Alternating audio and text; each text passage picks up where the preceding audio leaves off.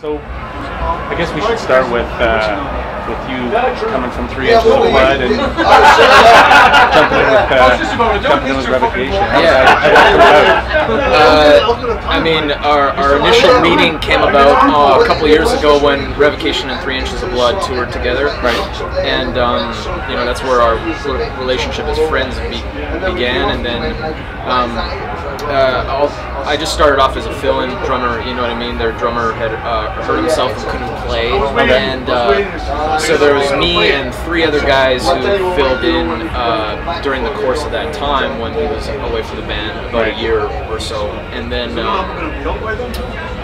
it kind of just came about where it's like, okay, who are we gonna pick? And then, you know, I wasn't doing anything. 3 Inches of Blood is just like breaking up. And yeah, so I was more than happy because I love the music, very challenging stuff, and I like being around cool people too. Oh, you're in the right camp.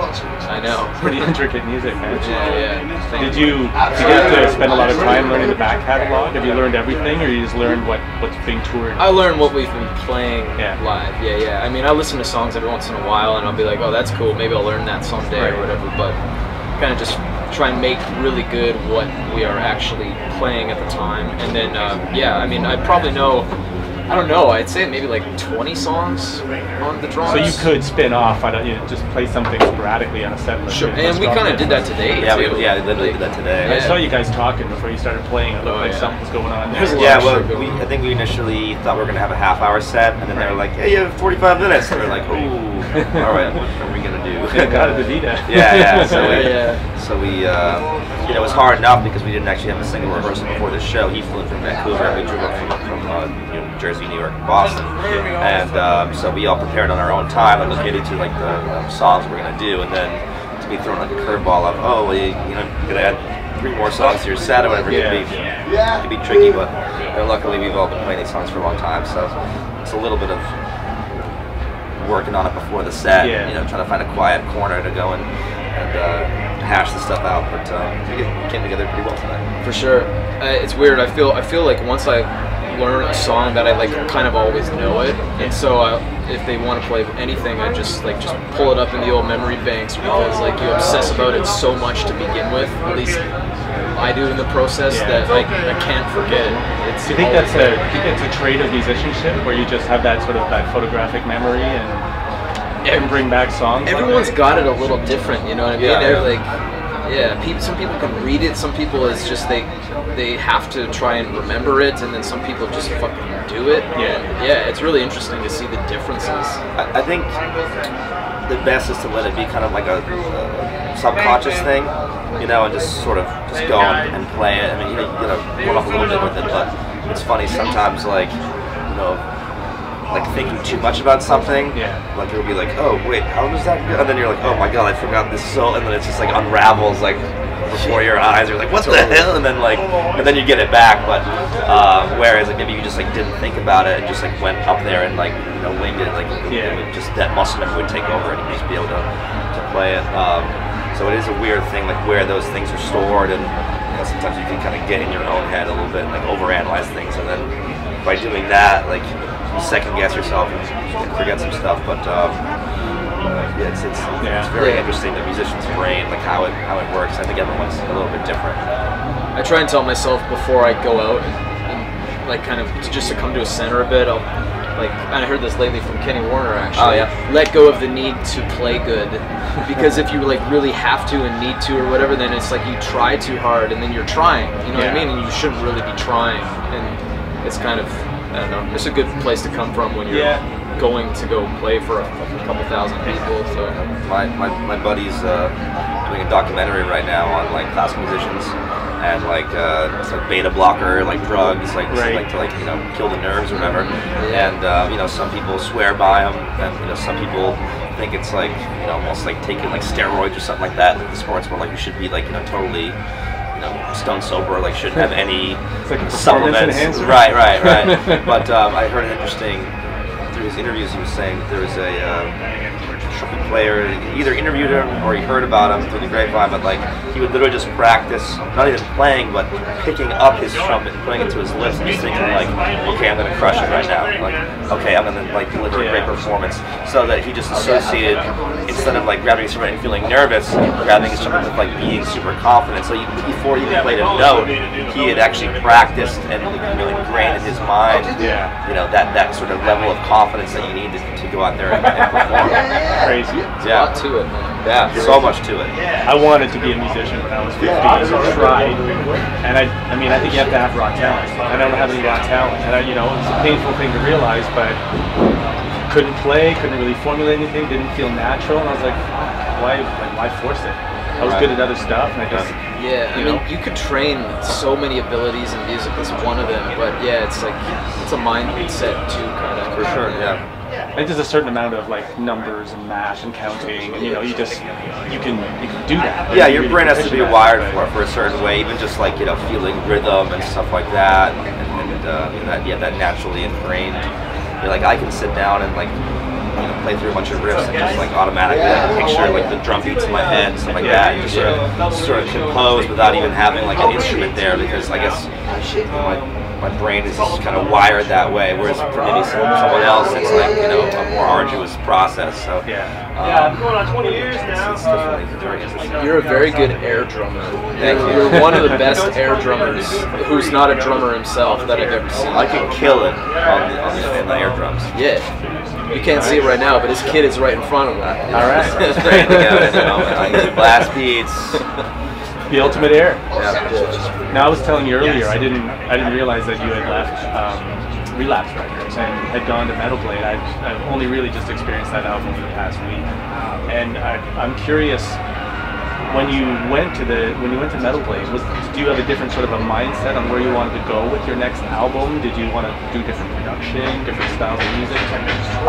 Well, I don't think we had like a different mindset in terms of like how we like write or anything like that, but so many things come into play when you're writing a record. But I think just being excited and stoked to be like working with a new team in general, I think maybe inspired us in some way or another, and also just having a bit of a bigger budget to work with and stuff like that.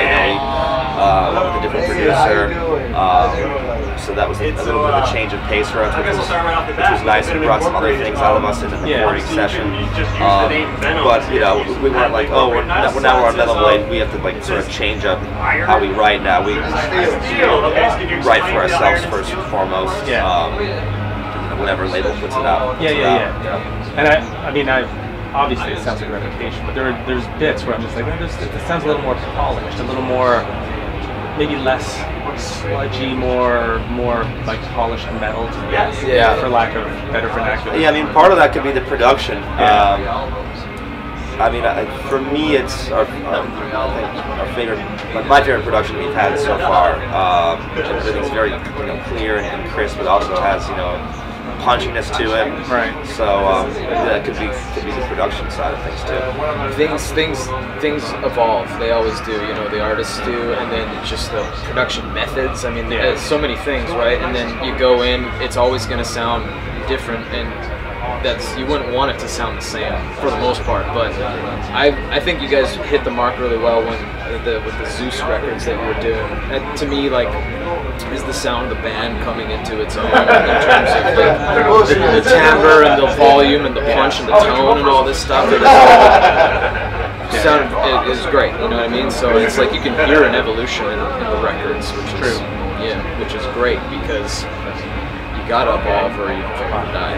Well, some musicians don't have to evolve. I don't think they do very well if they don't. So it depends. Most of the good ones do. Yeah. Have either of you been at Heavy Montreal before in your various incarnations of bands? This is my first time. Is it? Yep. This is my third time. I heard you talking the catering up at your last interview. I understand it's quite good. Oh my god.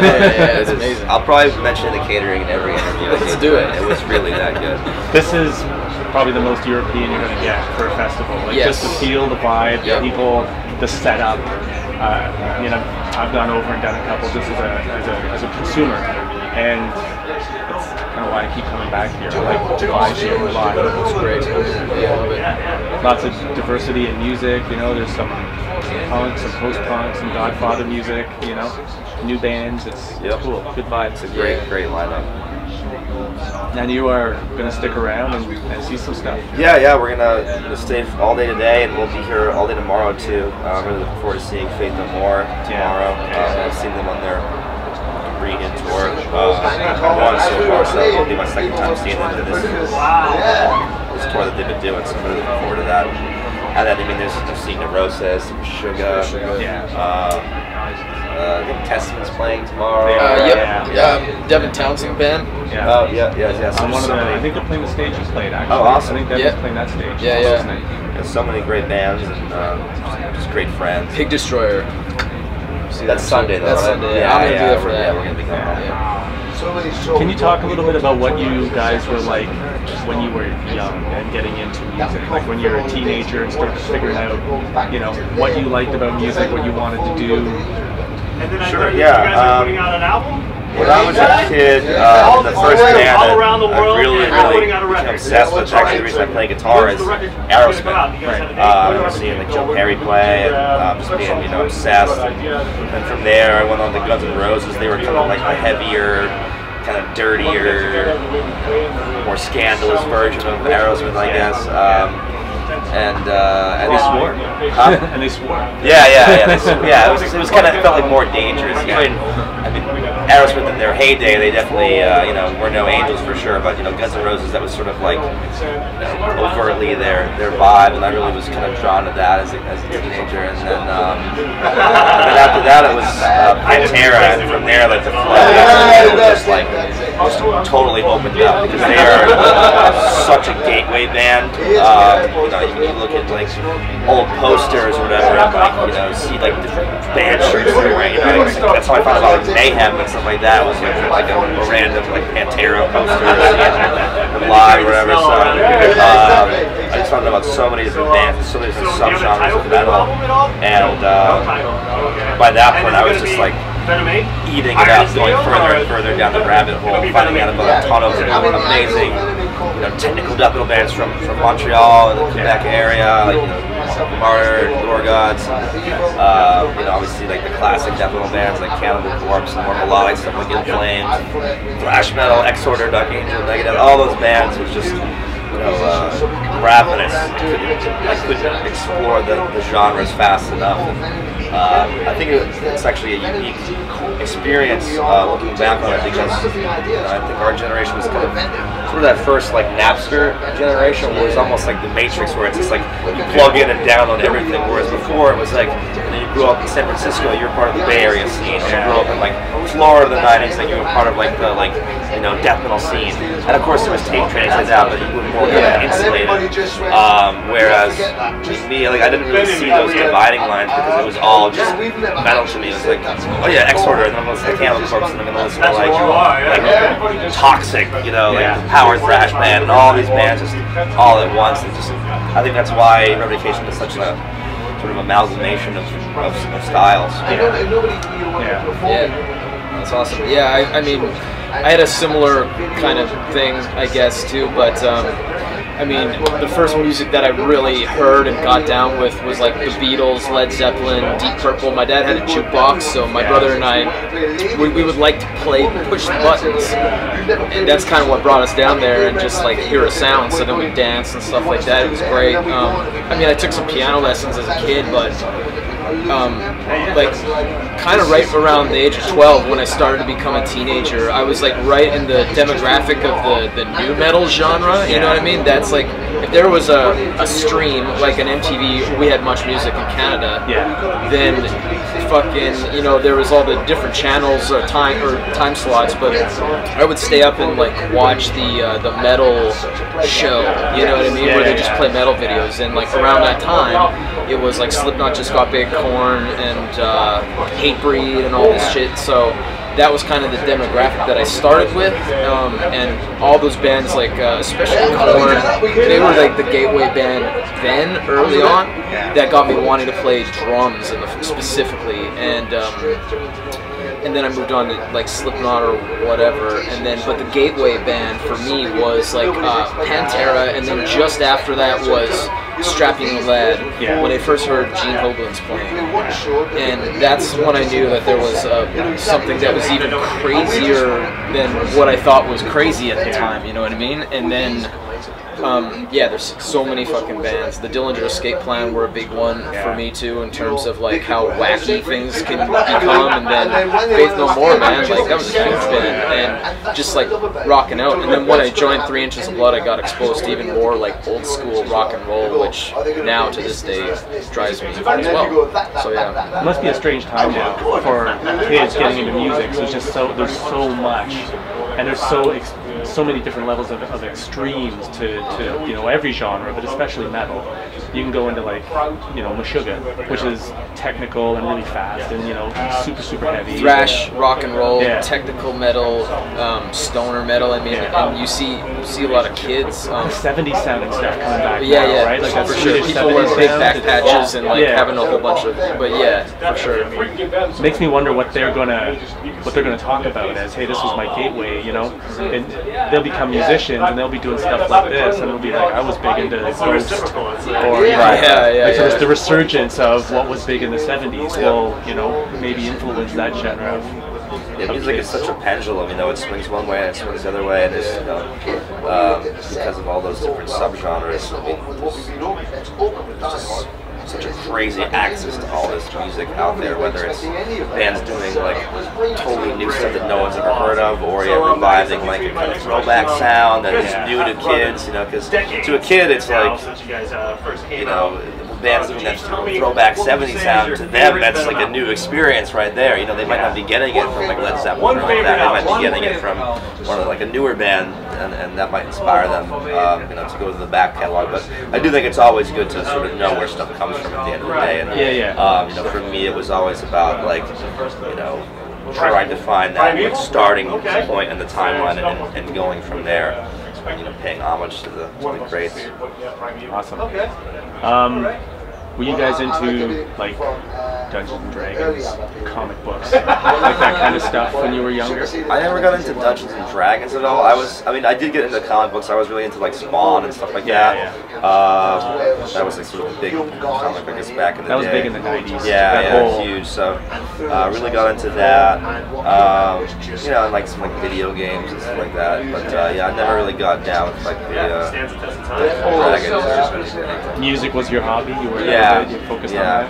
You same? Yeah. I never got down with D&D, but I have friends who play it. I can't get into it. But I had like a big fat Marvel card collection with all these different like.